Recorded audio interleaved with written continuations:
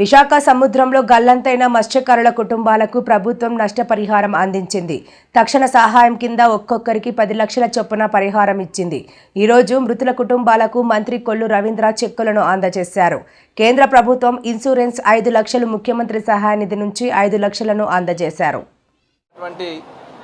వాతావరణంలో మార్పుల వల్ల బోటు తిరగబడిపోయి మధ్యాహ్నం 7 కూడా గల్లంత అవడం జరిగింది.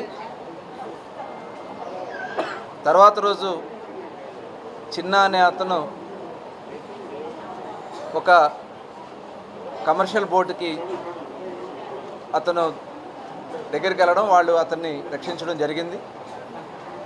ప్రభుత్వానికి సమాచారం వచ్చిన వెంటనే కోస్ట్ గార్డ్ని అలర్ట్ చేశారు. కొన్ని బోట్స్ పెట్టి కూడా గాలించడం జరిగింది. అన్ని రకాలైనటువంటి రెస్క్యూ తీసుకోవడం జరిగింది. కానీ ఈ రోజు వరకు కూడా వాళ్ళ ఆచూకీ కనపడలేదు. ఆ చిన్న ఇచ్చినటువంటి సమాచారం ప్రకారం అక్కడ వాళ్ళందరూ కూడా ప్రమాదంలో చనిపోయి ఉంటారని చెప్పి భావించి, అలాగే కోస్ట్ గార్డ్ వాళ్ళు సెర్చింగ్లో మాకు ఎక్కడ కూడా ట్రేస్ కాలేదని చెప్పి కోస్ట్ గార్డ్ కూడా ఇచ్చినటువంటి రిపోర్ట్ను ఆధారం చేసుకుని 72 గంటల తర్వాత ఆ కుటుంబాలకి, ఎవరైతే 7గురిలో ఒక అతను సేవ్ అయ్యాడు కాబట్టి మిగతా ఆరుగురికి ఈరోజు గౌరవ ముఖ్యమంత్రి చంద్రబాబు నాయుడు గారు ఇచ్చినటువంటి ఆదేశాలతో ఆ కుటుంబాలకి ఫిషరీస్ డిపార్ట్మెంట్ నుంచి ఒక 5 లక్షలు, సీఎం రిలీఫ్ ఫండ్ నుంచి ఒక 5 లక్షలు కలిపి 10 లక్షల రూపాయలు చెక్ వారికి అందించడం జరిగింది. మిగతాయి కూడా ఏదైతే బోటు నష్టపోయి ఉన్నారు కాబట్టి బోటు కానీ మిగతా ఆ కుటుంబాలను ఏ రకంగా మనం ఆదుకోవాలనే దానికోసం ప్రభుత్వ పరంగా వాళ్ళ పిల్లల చదువుల విషయంలో కానీ వాళ్ళకి ఏ రకంగా మనం హెల్ప్ చేయొచ్చో అన్నీ కూడా ఏర్పాటు చేయడానికి అన్ని చర్యలు కూడా తీసుకోవడం కూడా జరుగుతుంది. అయితే ఇవాళ గతంలో ఎప్పుడు ఇవ్వని విధంగా 10 లక్షల రూపాయలు ఇచ్చినందుకు గౌరవ ముఖ్యమంత్రి చంద్రబాబు నాయుడు గారికి ప్రత్యేకంగా ధన్యవాదాలు తెలియజేస్తా ఉన్నాం.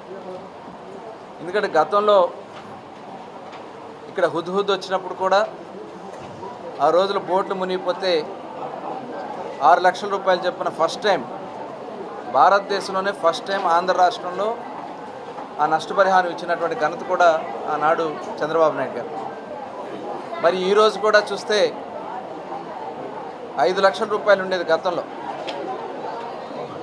లాస్ట్ గవర్నమెంట్లో కూడా ఇవాళ 5 సంవత్సరాల్లో ఇవాళ మళ్ళీ గౌరవ ముఖ్యమంత్రి చంద్రబాబు నాయుడు గారు, అలాగే వ్యవసాయ శాఖ మంత్రి అచ్చెన్నాయుడు గారు వెంటనే ప్రపోజల్ పెట్టడం, ఆ అమౌంట్ కూడా రిలీజ్ చేయడం కూడా జరిగింది. 3,15 లక్షల రూపాయలు ఇమీడియట్గా రిలీజ్ చేసి ఆ కుటుంబాలకు అందిస్తున్నాం. ఇంకా కొన్ని అక్కడ ఉన్నటువంటి ప్రాథమికంగా ఇంకా వాళ్ళకి కావాల్సినటువంటి సమాచారం కొన్ని ఆగినాయి, కానీ మిగతా 100% ఇవ్వడానికి ప్రభుత్వం చర్యలు తీసుకున్నాం. అయితే ఇవాళ గతంలో ఏ రాష్ట్రం కూడా ఇవ్వని విధంగా ఇలా బోటు ప్రమాదం జరిగినప్పుడు ఏ రాష్ట్రం కూడా ఇంత పెద్ద ఎత్తున ఇచ్చిన పరిస్థితి లేదు. 10 లక్షల రూపాయలు చొప్పున ఇవాళ అందించడం అనేది గౌరవ ముఖ్యమంత్రి గారు ప్రత్యేకంగా ధన్యవాదాలు తెలియజేస్తాను మరొకసారి. అదే కాదు, గతంలో బ్యాన్ పీరియడ్ డబ్బులు ఇచ్చిన, గతంలో బ్యాన్ పీరియడ్ అంటే వేట నిషేధ సమయానికి కేవలం బియ్యం ఇచ్చేవాళ్ళు.